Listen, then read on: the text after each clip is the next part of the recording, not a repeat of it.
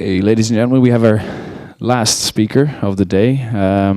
Just before he starts, afterwards there is a final speech downstairs in the main auditorium, so please don't go anywhere. We're trying to make sure that both speakers finish at the same time. So our next presenter is a wireless security expert. He's the author of books, I don't know, Booker Prize winner maybe? Backtrack 5 Wireless Penetrate and Testing Beginner's Guide. That's a tongue twister. And the Metasploit Mega Primer. He's the founder of SecurityTube.net and is a recurring speaker at Hacktivity.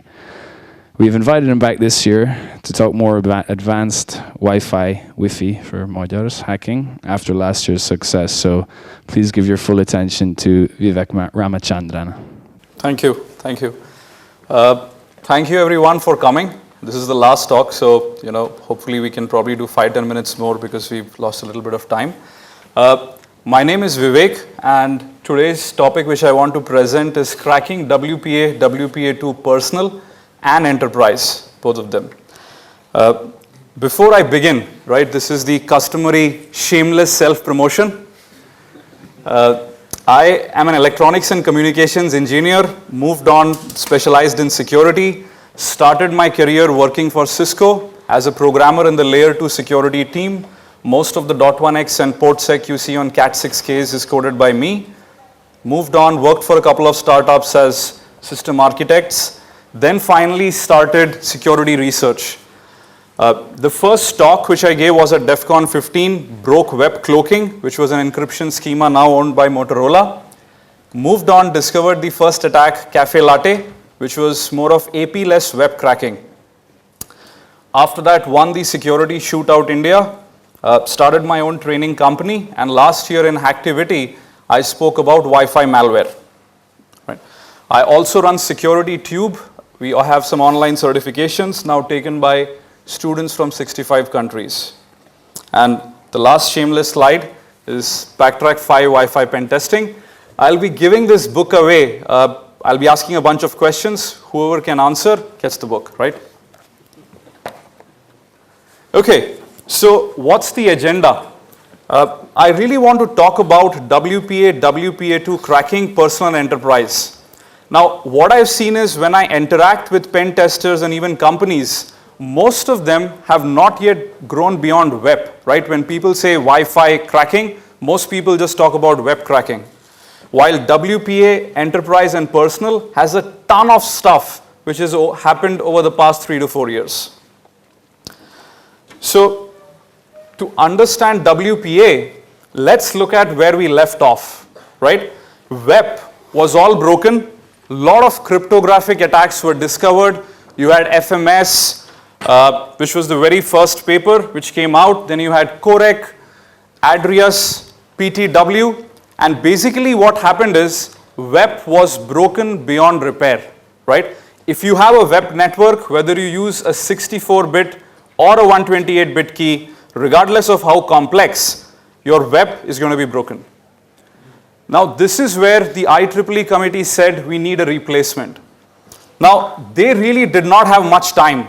So they said, okay, let's come out with WPA, which is going to be an intermediate solution, right? A quick patch.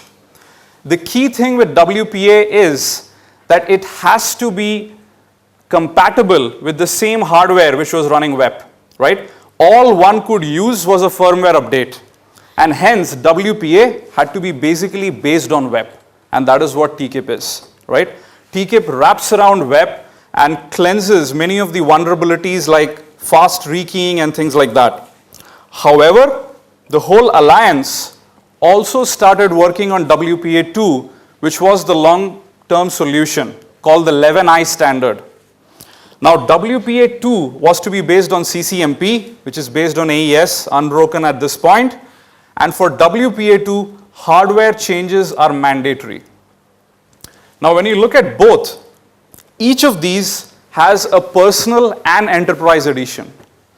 The personal edition is what we all call PSK, right? Pre-shared key, which we use in our homes. And enterprise is what uses .1x and radius. Now, what's the key difference? The WPA standard 11i probably runs into a couple of hundred pages. So I've abstracted all that out, and basically here is the key difference. In WEP, we use static keys for encryption on both sides, right? Symmetric encryption. In the case of WPA, we no longer use static session keys. The whole idea is to first dynamically generate the key on a per session basis, use it for that session, throw them away. The next time you again connect, create a different key. Right? So first let's look at WPA, WPA2, PSK or personal.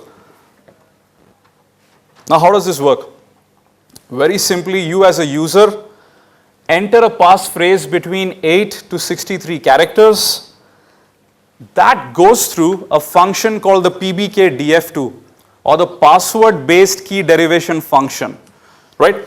As you can see, you have a variable length passphrase and you want to map that to a fixed key size which you can use. And this is what PBKDF2 does. The output of that function is a 256-bit pre-shared key. This is what your laptop or mobile clients use. On the other side, the exact same thing happens. The only difference is the administrator is the one who does that. Now, a little bit into the PBKDF2 so that we understand how the cracking process works. This is actually a generic RFC which can apply to any scheme which uses a passphrase and wants to end up with a key. In the specific case of PSK, we use the passphrase, the SSID length, iterate using the PBKDF2 4096 times and come out with a 256-bit key. Right? The 4096 is extremely important because this is what is going to become the bottleneck when we try to crack WPA. Okay, just wanted to give you a little bit of breakdown of how we crack WPA. In WEP, what did we do? We tried to collect a large number of data packets, right? Once you have a large number of data packets, bunch of them would have the weak IVs. We run it through our algorithms or AirCrackNG, get the key. In the case of WPA, PSK, you really do not require data packets. To crack WPA, what you require is what is called the four-way handshake. Now, what is this handshake before we get into the nitty-gritty details? I said in WPA, we dynamically generate the keys, right? Which means there is an initial exchange. This four-way handshake is that initial exchange, right? So, in WPA parlance, you call the client a supplicant and you call the AP an authenticator. Both of them have the pre-shared key based on the passphrase which you just entered. The first packet goes from the AP to the supplicant, and for all practical purposes of knowing how this works, what we need to remember is this contains a long random value called A nonce. That's it. The second message, before it's sent, the client actually pre-computes the shared key. What all does the client use? The client uses the A nonce sent by the access point. The client generates its own random value called S nonce, uses the MAC address of the access point, its own MAC address, along with the pre-shared key both of them have already generated, and computes the PTK. Now, the client has the PTK. Does the AP have it? No, right? What is missing with the AP to generate the PTK? Just the S nonce, the random value the client created, right? And don't worry if you're a little lost. I'll come back to this and actually show you the packet trace. Once both parties generate the pre-shared key, they need to tell each other, right? It's like you have a key, I have a key. We really don't know if it's the same key. The last two messages is basically key installation, where the AP says, hey, I have the key and this is the right one. How does it figure that out? In message 2, there is actually an MIC or Michael integrity check. Very high level, it's just a signature algorithm, right? So the client signs message 2 with the MIC, the AP verifies if the signature is correct. If it is, it knows both parties have the same key.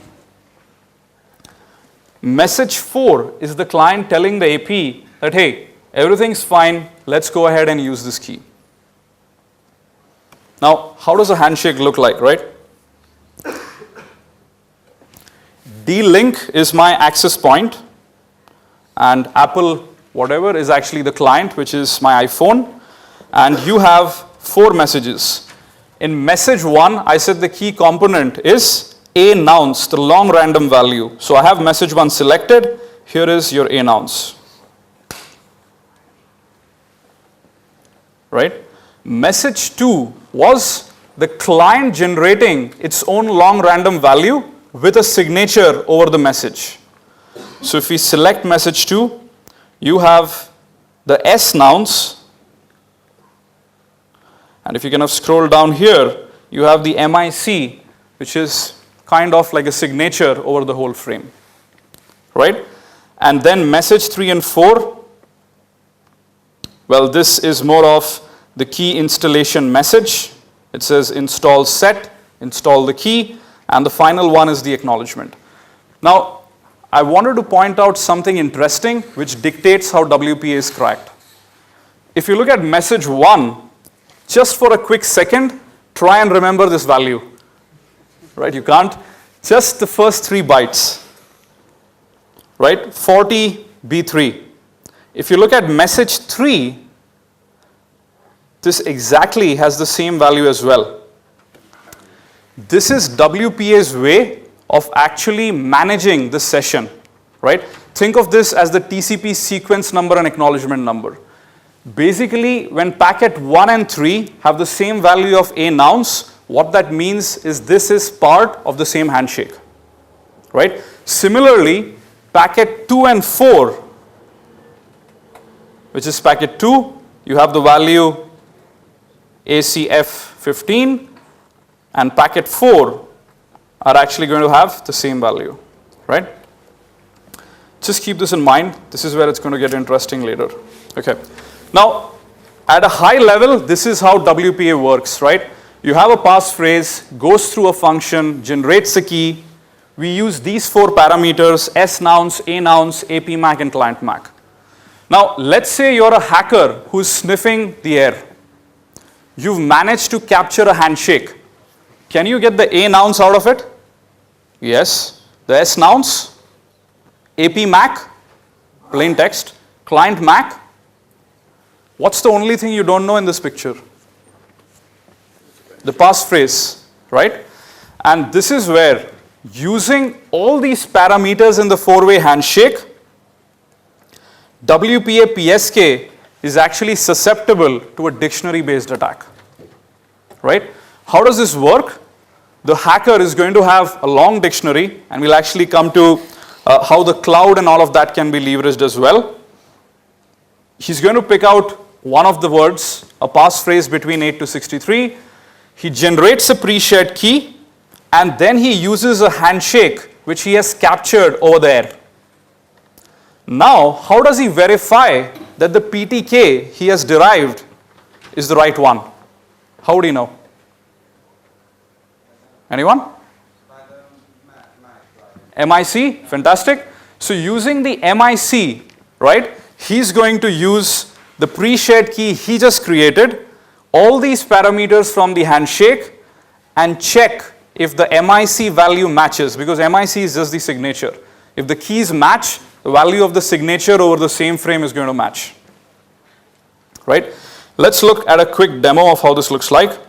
Now I have, I think, 9 demos, and I typically do this as a 6-hour workshop, so so I'm running against time. So what I've done is I'm using PCAP files. I'll show you later where you can pick up all the tools and everything required to do this yourself, right? It's 12 hours of free videos which I have. Okay, so I've shown you the 4-way handshake. This PCAP file contains the 4-way handshake. Now, what we said we really require is actually a word list. So let's go ahead and use the default word list on backtrack. Anyone? Location? Location? Okay, dot code. And then you have WPA cracking, right? Now, what AirCrackNG basically does is exactly what we just spoke about. It's going to take the handshake, extract those parameters, pick up individual passphrases in dark code, ensure that passphrase is between 8 to 63, right? Everything else is discarded, and then starts cracking the key.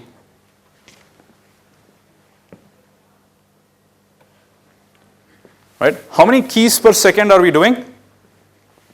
On the right hand side? 700, right? It's a little VM where we are using. Now again, in the 6-hour workshop, I would probably allow this to run for half an hour and keep talking. So the passphrase which I've picked up is almost last in dark code. And dark code has 1.7 million words in it. Keep that in mind, because we'll look at how to speed it up a little later. Now, just so you know it works, right? Here is a beautifully crafted list just for this demo. Right? And we go back here, feed this list. There it is. Right? Practically in milliseconds. Key thing, though, remember, WPA cracking is not deterministic, which means if you don't have the passphrase in the word list, it's not going to work. Unlike WEP, where regardless of the passphrase, it would work. Now let's try and look at how we can speed things up, right? How many keys were we doing? 700 keys a second. How much time do you think it would take to go through 1 million keys?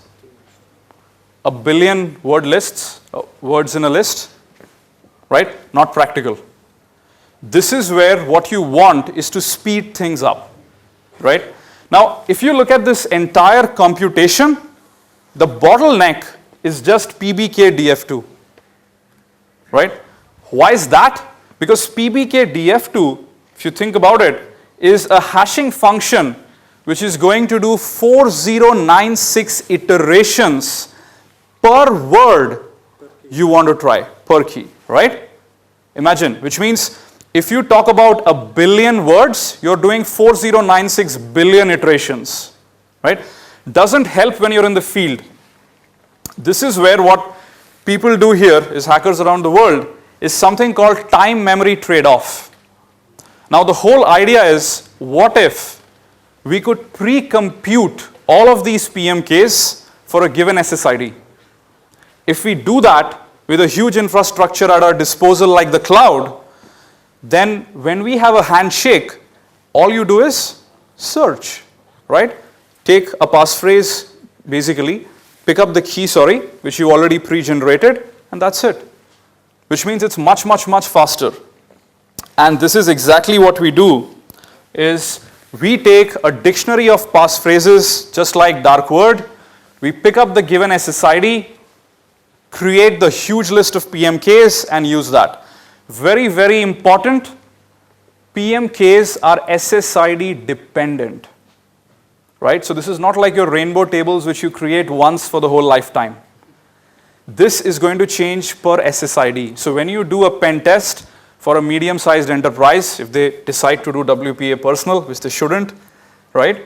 Then you could just get the SSID, use the cloud and pre-compute. You have multiple platforms at your disposal, graphic cards and whatnot. And if you really want to do this in a distributed way, use Pirate. Let me show you a demo of how this looks like. Now, don't worry about how I generated the PMKs and all of that. In the end, I'll give you a link from where you can pick up the videos for each of the smaller steps. As I said, it would just take me too much time. Now, this little file here is the pre-generated PMKs for the SSID WPA-PSK, right? And I have used the same 1.7 million words in dark code, which means now we have PMKs for the SSID WPA-PSK using the 1.7 million words in dark code. tell me how the speed changes now. What's the speed now? 90,000. Right? And I'm using a VM with probably 512 MB of RAM. Now, Pirate allows you to do this much more faster. You can leverage distributed cores and all of that, which is much more better, right? But if you look at it, 13 seconds is what it took me if I pre-generated the PM case. And this is what people do in the field, right? If I had to do it the regular way, at least 40 minutes on the same VM.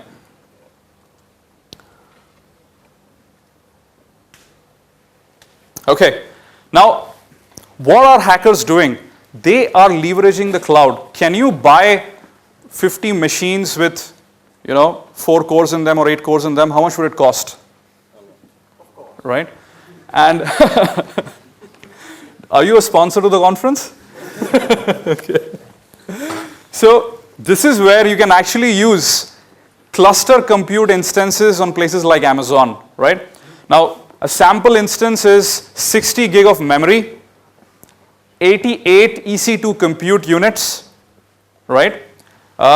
And basically, you can stack all of them up and distribute the tasks. How much do you think this costs to use for an hour? $100? 500? Okay, it's even lesser. $2.5 an hour.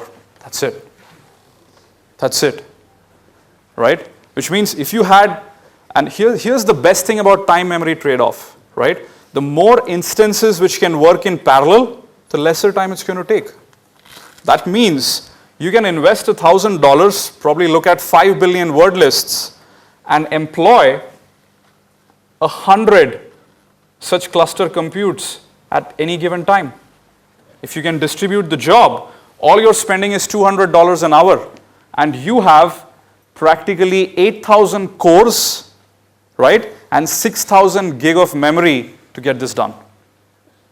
What's your investment? $200, right?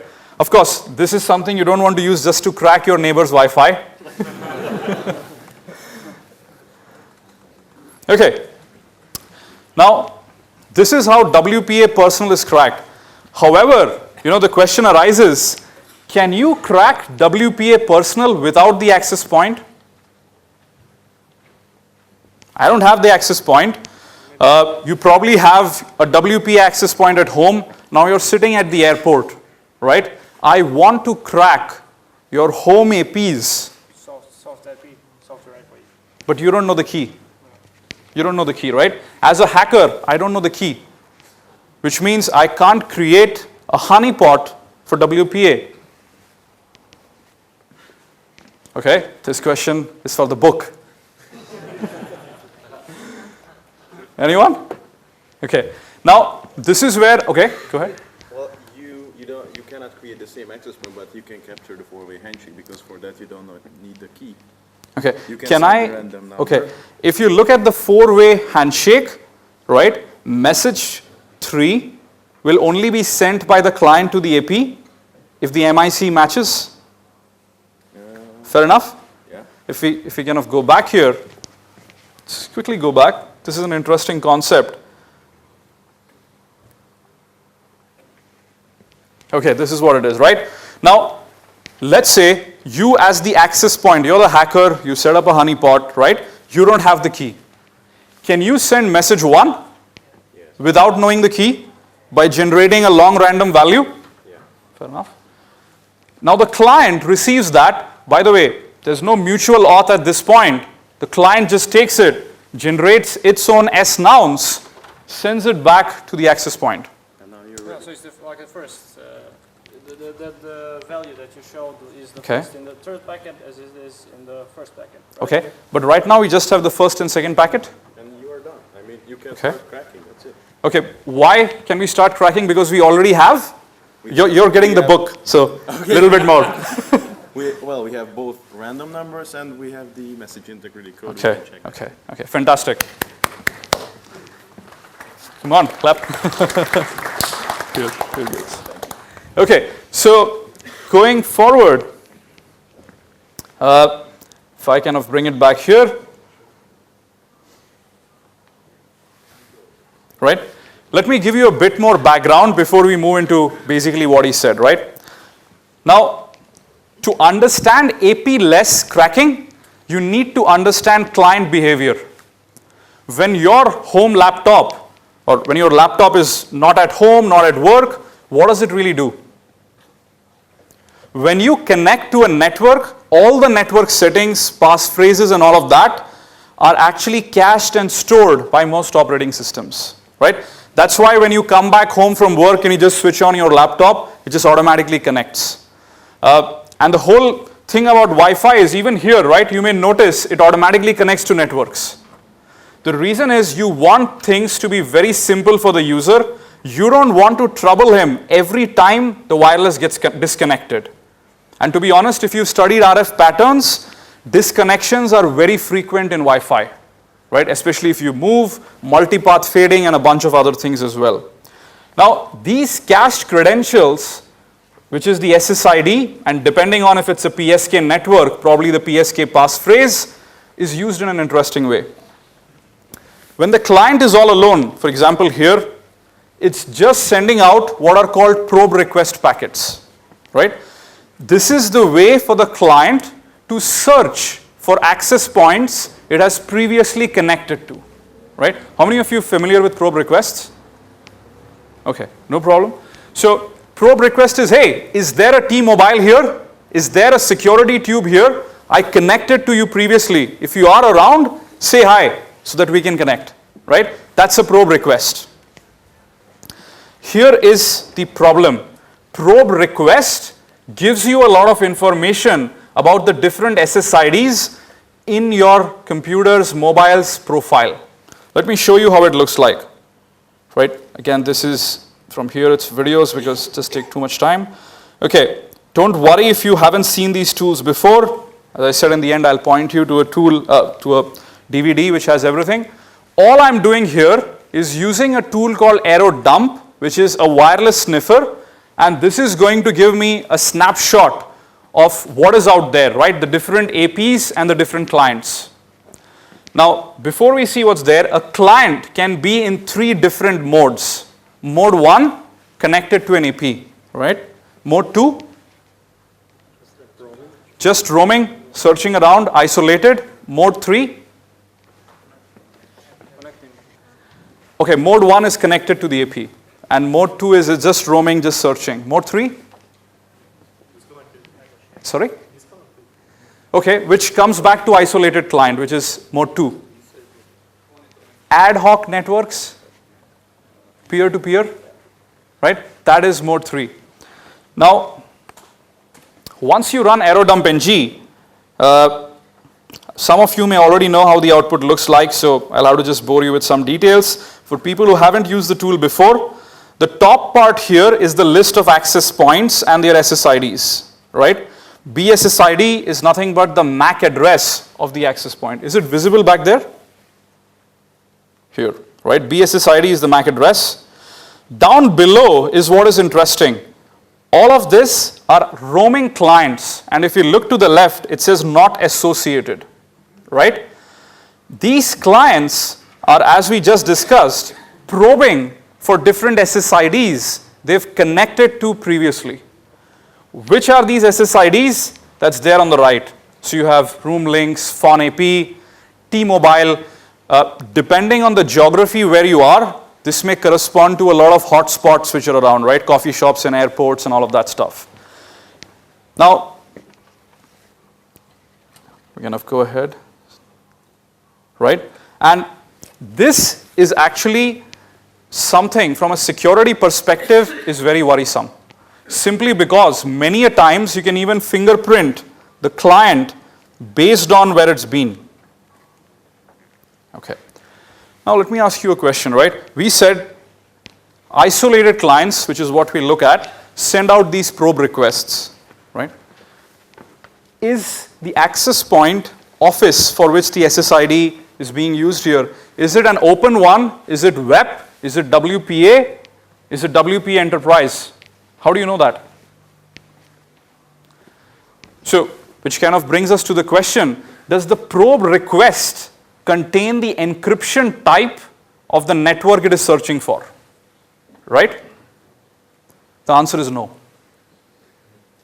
right? Probe request does not contain that, which means as a hacker, when I see all of these probe requests, all I know is probably default was a network he connected to. I do not know if default was open, web, WPA personal, enterprise, or something else, right?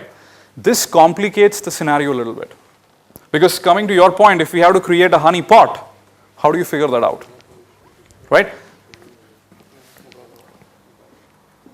Now, how we do that is you could create something called a catch-all honeypot, but conceptually, here is what we do, right?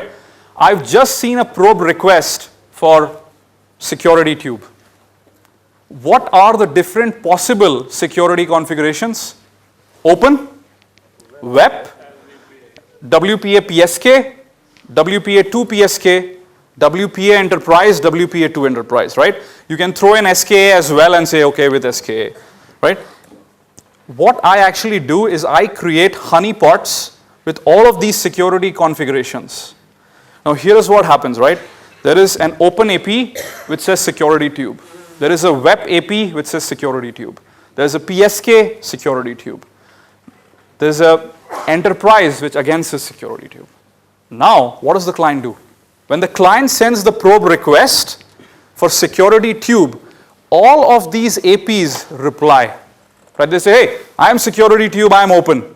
Right? I'm security tube, I'm web. I'm PSK. Now the client looks into its own configuration and says, hey, I was supposed to connect to a PSK security tube, right? And it automatically goes ahead and connects to that honeypot. Now, what I've done is I've manually created all these 4 honeypots. There's this tool called Airbase NG. If you haven't used it, no problem. As I said, I'll give you a link for where to pick it up. Just conceptually, I create an access point called security tube, ESSID, security tube. Give it channel 1. Give the MAC address of the access point, which is probably all A's. And the interface on which to create, right? The monitor mode interface. Now, I repeat the same thing, and now I create a web-based AP. Now, of course, before that, we need to create a new monitor mode interface. Now, the interesting thing is, people who've done this before, you can create multiple monitor interfaces on the same physical card. If you put them all on the same channel, great. If you put them on different channels, it still works because the card multiplexes between the channels very fast. It's time division multiplexing, right? The card has one radio which can only be on one channel at a given time, right? Okay, so now I create the second access point, again on channel 1. You could change the channels, but throughput drops if you do that. Keep that in mind. And it doesn't matter. The client doesn't care if on the same channel there is 4 different security tubes with 4 different configs. Right? Don't worry about the error. It still changes the MAC. So, okay. So what I did is W1 is just web-based AP. Right? Now I create a PSK, WPA PSK, and the last one would be a WPA2 PSK. And every single time I create a new monitor mode interface. Right? Can I spare you the if config outputs? Okay. The Z option with 2 is, the small z with 2 is actually WPA PSK. Right? So we have again a WPA PSK AP. And then the final one, which is WPA2 PSK. Now, the way I simulate this is right now my phone, my client is off, right? I just know it corresponds to one security tube. I have no clue which one. After this, I want to monitor and actually see what's basically happening, right? Big enough, go forward a little bit. So I run arrow dump ng. Here's what I do now. I just switch on my phone. In the real world, the roaming client, as you create APs, if it finds the right one, it'll automatically connect. You wouldn't have to create all of them unless you have really bad luck, right? Only the last one you create corresponds to the security profile. Okay. I go back.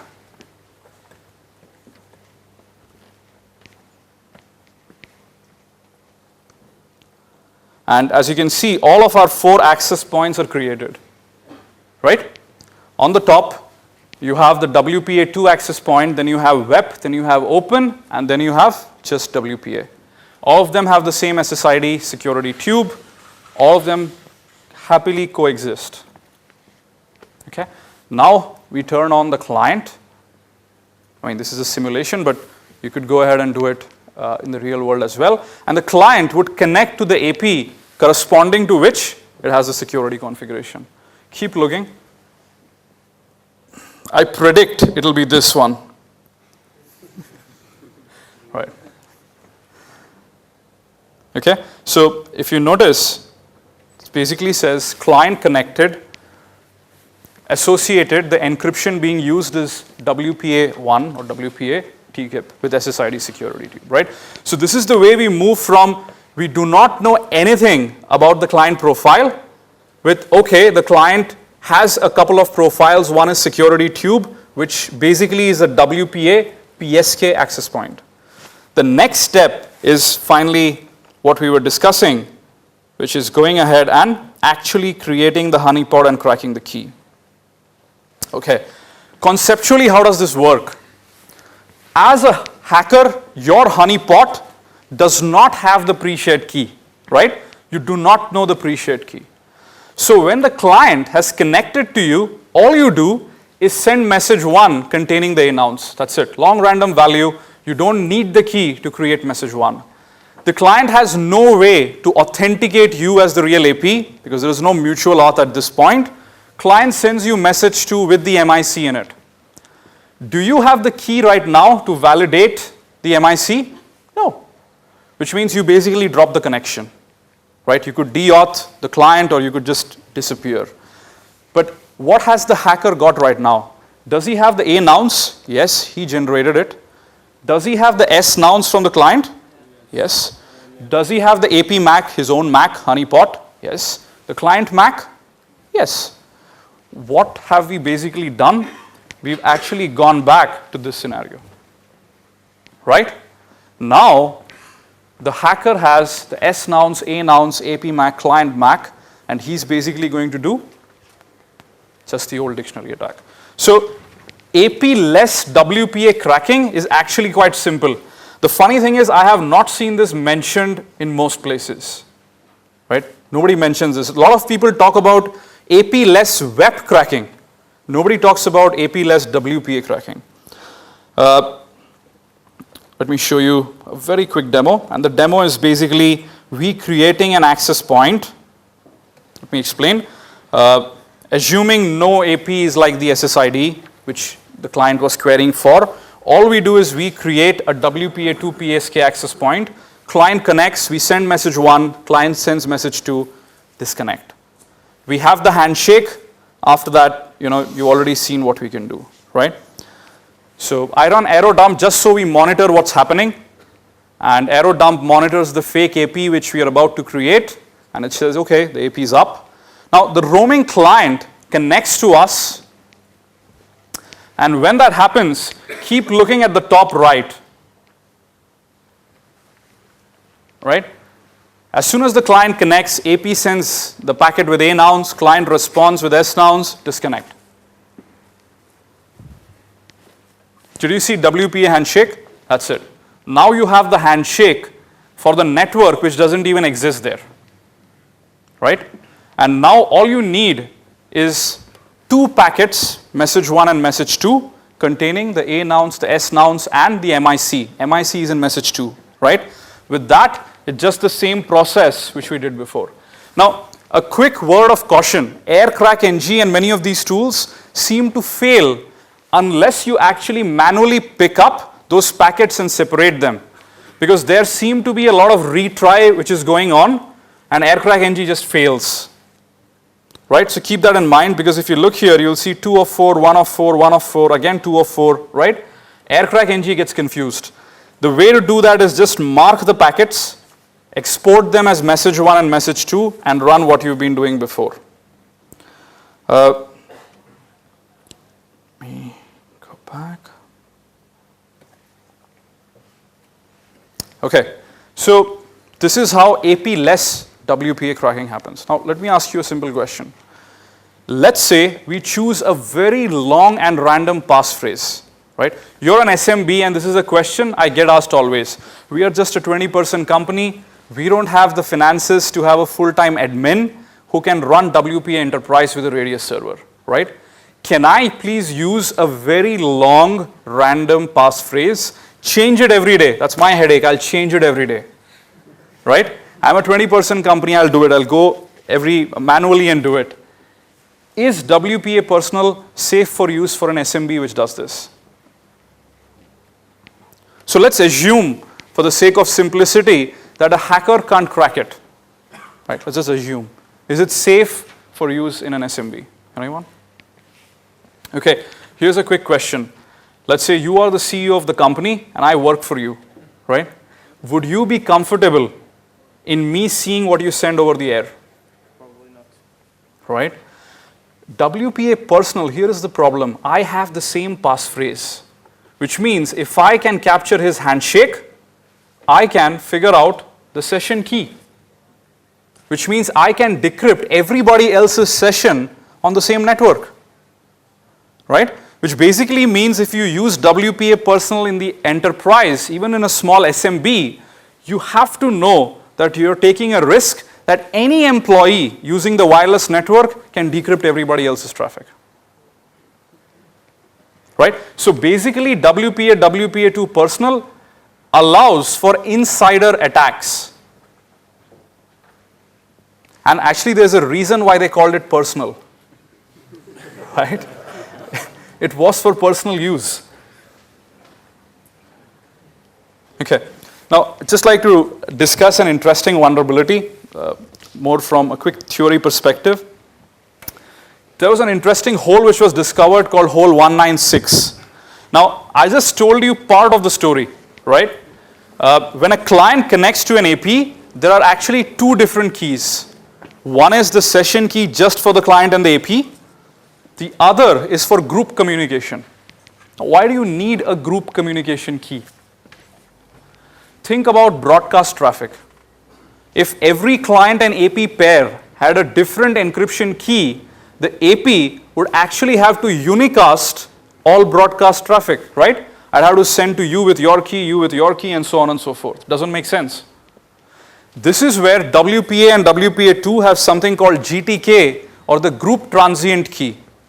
Now the GTK is common for everybody,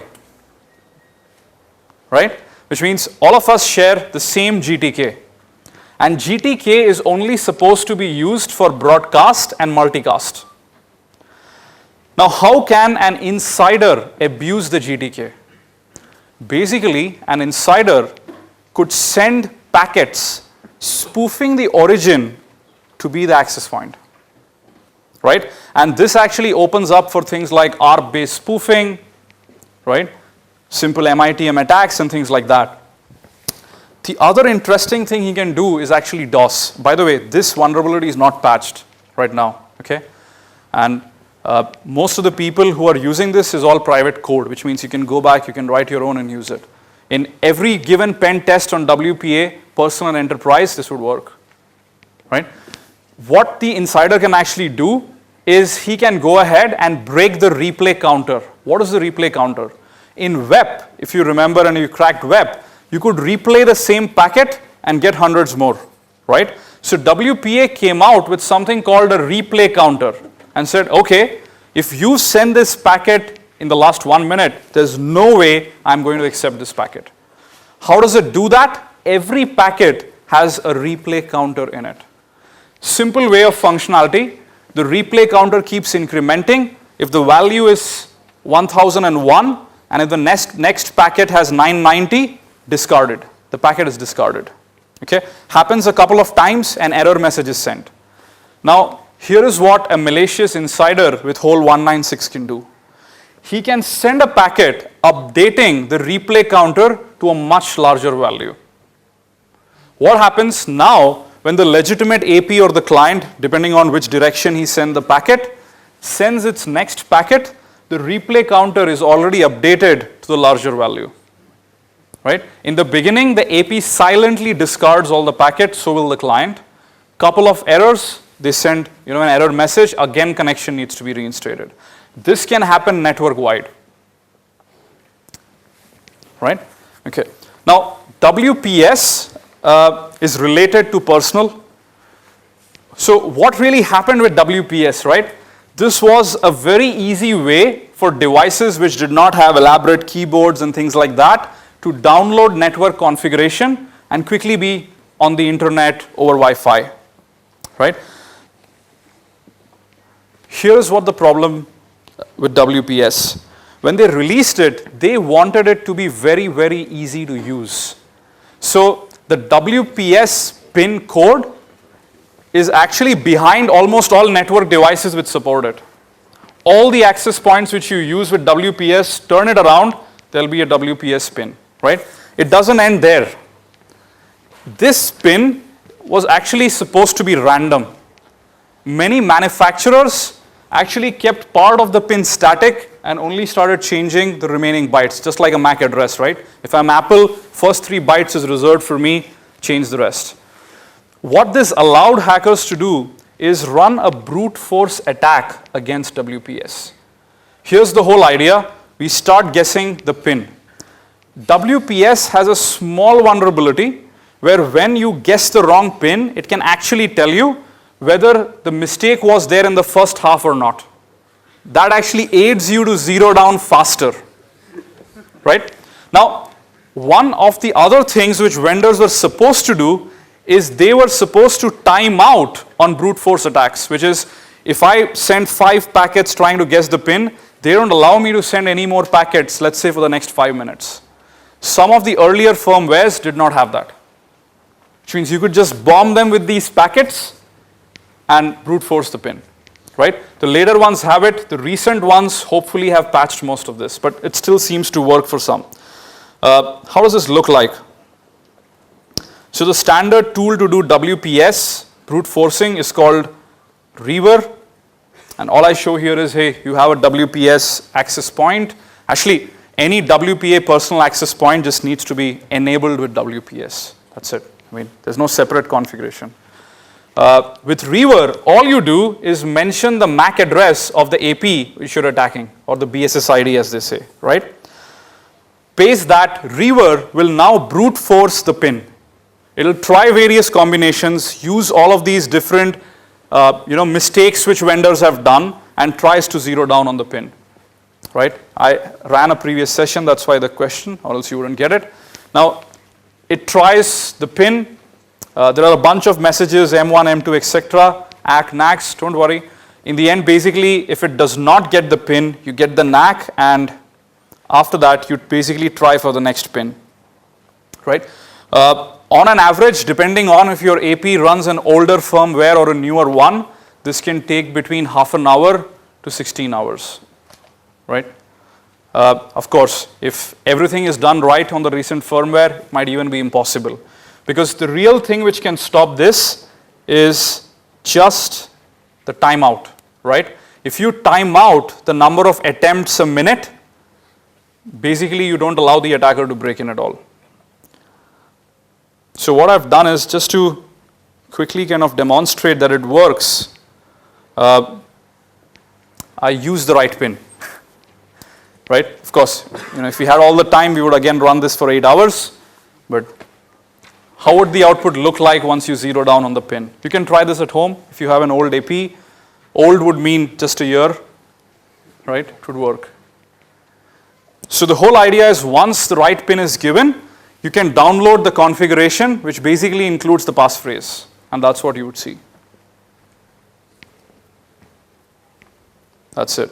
So the WPA PSK passphrase is RAM, as an example, right? It's extremely easy to conduct. The tool is very stable, so wouldn't really require anything more than that. Okay, so that's what was wrong with WPS, the brute force attack. Okay, this is something I spoke last year about in Hacktivity, but I'll just spend 3 minutes because this is part of enterprise. It's not fixed. You can go back to your office and do this. How many of you have Windows 7 running in your office? Rest of the guys, XP? Or 8? 8 already? Okay. So, can you, Linux, of course, fair enough. Can you create an access point on Windows? Okay. Great, right? Some of you attended last year's talk or probably already know about it. The funny thing is on Windows 7 and Server 2008 R2 onwards, you can actually create a WPA2 PSK access point on your client card in a Windows machine. Now you may ask me, hey, does this depend on the specific chipset which my laptop has and all of that, right? Typical to how monitor mode is created? Answer is no. If the laptop or if the external card says it is Windows 7 ready, it has to mandatorily support this feature. There is no option, right? So very quickly, I'll just take 5 minutes because I spoke about this last year. It gets even more interesting. Your card, right, does not need to be a dedicated access point. Your card can be connected to your Office AP, and at the same time, you're allowed to create an access point on the same card. Why is that? Imagine you go to a hotel, you want to connect your iPhone, your iPad, your other laptops and all of that on the hotel network, but they charge you per device.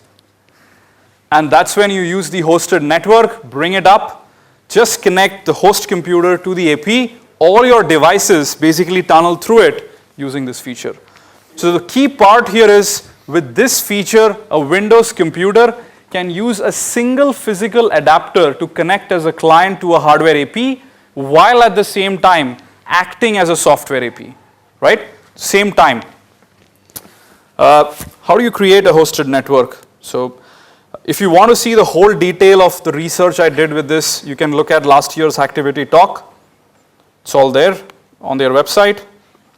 But it's extremely simple, right? Here is all I'm doing. Step 1 is I just connect my computer to a normal access point, right? This can be your Open AP, this could be your Office AP, anything, right? So the connection succeeds, and I'm connected.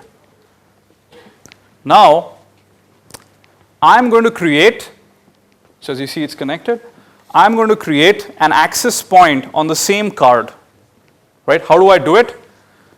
You could actually type along if you want, which is netsh wlan set hosted network, mode is equals allow, ESSID equals whatever ESSID you want to set, and because it's WPA2 PSK, just 2 minutes? Okay. Is that with the 10-minute extra I asked for? Okay, this is going to go fast. Okay. Can I have 5? It's almost done. Okay, so you could create the access point, and this is going to kind of run in the background. The best part is malware can do this, so watch the talk which I had given in the last year. So let me just put this off, and let me actually go to the final part, which is WPA Enterprise, right? So we've seen PSK, we've seen AP-less cracking. Now let's look at Enterprise. Now Enterprise actually gets interesting. You have 3 entities: supplicant, authenticator, which is your AP, which is just a dumb relay to your authentication server, which is there at the background, right? There are multiple mechanisms which you can use for auth, right? In reality, when you talk about WPA Enterprise, you may always hear this term EAP, right? Extensible Authentication Protocol. EAP is just a framework inside which you can tunnel any other auth protocol. Now, Microsoft's version of what they put on all machines is PEAP. And then you have EAP-TTLS, which is more widely supported. EAP-TLS, which we'll come to, is the most secure and the least deployed, as you probably expect already, right? So PEAP. How does PEAP work? 2 phases. Phase 1 is similar to what you see in SSL, certificate-based connectivity, right? The whole idea is the client goes ahead and creates this encrypted tunnel. Now, what do they send inside the encrypted tunnel? Depends on the inner authentication protocol. In the case of PEAP, it is basically MS-CHAP v2. In the case of things like EAP-TTLS, you have many other options, right? Now, how do you crack PEAP? The problem is, from an encryption perspective, there is no vulnerability. Okay, there's no vulnerability. The only thing we can actually do is somehow get the user's MS-CHAP v2 challenge and response. MS-CHAP v2 is broken, right? How do we do that? We set up a WPA2 Enterprise honeypot. Now this honeypot has the same SSID as your enterprise, has a fake certificate. So this attack is similar to your SSL MITM, which means two possibilities. You have a client which does not honor certificates or accepts any certificate, or you have the user explicitly pressing OK, right? So we've set up the honeypot. Let me quickly show you. I'll just take 2 more minutes. We should be done. As I said, 6 hours compressed. So what's happening? Quickly, the background. Okay, now the terminal at the back is where your Radius server is running. Now all of this is running on the attacker's machine. I have a customized version of Radius called Free Radius WPE, right? Wireless Spawnage Edition. Again, free, already installed in Backtrack.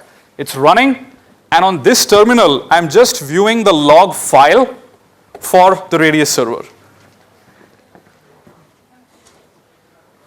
Is Joe here to bounce me off? I'm not the enforcer. I bring gifts. Okay, thank you. So, and this is the client. And what I've done is the client is in VirtualBox. It's a Windows 7 machine with an external card, so we can see both the stuff at the same time. And what we've done here is we connect to the access point, and this is misconfigured, which is it accepts certificate. I'll show you what the misconfiguration is. We go ahead, we connect to the network, and anyone who's used PEAP in the enterprise, you know basically you're going to get a username and password quick pop up as soon as you connect to it, right? You fill that up. It says additional info. Most cases, this is the logon credential for your enterprise. Okay? That's an interesting part here, right? So the moment we enter this, well, the hacker does not really correspond to the real network. Connection fails, but look in the background. Because we did the PEAP MITM, we actually got the challenge and response which went through the tunnel. Now in reality, what PEAP was protecting was just this challenge and response by encrypting over it. Which means now what we can do is we can use any of the old dictionary attacks against MS-CHAP v2 and go ahead and run this against it. Kind of move forward a little bit. Right?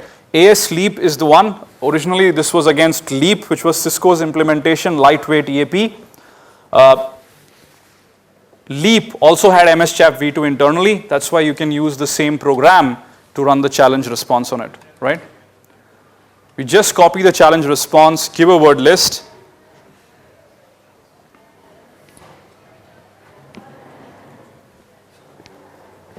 And if it exists, then it cracks the password.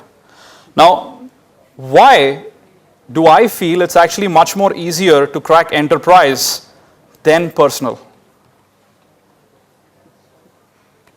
Because if you think about it, the MS-CHAP v2 credentials you're cracking is usernames and passwords on a per user basis. So if you can get 10 of them, the surface area is high. If the enterprise does not have a good password policy, much more easier to crack, right? PEAP hacking in one slide: enable validate certificate, enable connect to these servers, you have trusted authorities by default, Thwate and all of that. Again, protect against the dumb user, which is do not prompt user to authorize, and that's it. Fantastic, right? This is what I see, just a minute. This is what I see in 90% of enterprises, and it's vulnerable, right? And I would love to kind of hear what you guys think, and you're going to do a Q&A, but we don't have time. Here's the answer. If you do not specifically mention the servers and the names, it does not make any sense, because a hacker could buy a certificate from any of these certifying authorities. Is that a valid certificate? Right? Which means the client would actually accept the certificate without prompting you. And in the real world, when you do that, it's actually much more easy to crack PEAP, because all you have to do is buy a certificate from Thwate and pen test. right?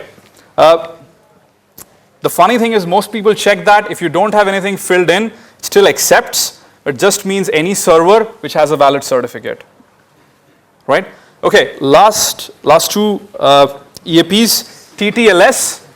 TTLS is similar to PEAP. It's basically like the open standard. There's no other difference. If you looked at how to crack EAP TTLS, it's exactly the same way, right? Windows only supports PEAP by default. For TTLS, you need third-party clients. The Mac supports EAP TTLS by default. So I use my Mac to connect. And what you would basically see is these have the certificate errors, right? Let me kind of go back here. So if it's misconfigured, all it does is basically says, hey, put in the username and password, and there you go. Now, I was showing the demos with the valid certificate, but I think someone reported, and they revoked the certificate and sent me a notice. So if you want to do a pen test, you could buy a valid certificate and do it, but just ensure you don't tell them that you procured one. So, right? So this is it. There you go. There you go. Okay. So what is the solution? Okay. Before that, you could leverage the cloud. We talked about GPU clusters and all of that.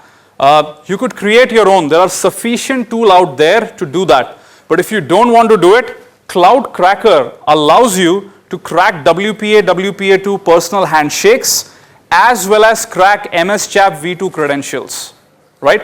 In the cloud, and they basically have a service, I think this is 300 billion, right? 300 million, sorry. 300 million words in 20 minutes, $17. And so I don't work for them, so I don't get a cut. Okay, last, if you want to secure peace of mind, EAP-TTLS, it uses both client and server-side certificates, right? I've seen very, very few enterprises deploy simply because certificate management is a huge pain, right? Regardless of whether you have a local PKI or you try to do it elsewhere. Revoking certificates, and the kind of questions I get asked is, should one user across all devices have the same certificate? Should one user across all devices have different certificates for every device? A lot of deployment-related things which are more difficult to take care, right? So if you haven't done Wi-Fi security before and you want to have a look at that, go to SecurityTube. I've given out 12 hours of free lectures. And when I say it's really free, right? It's nothing charged. You can download all the attacks which we've talked about, how to set up all of that platform right from scratch. Everything's there, right? Thank you guys. No time for question, but I can take it outside. Thank you.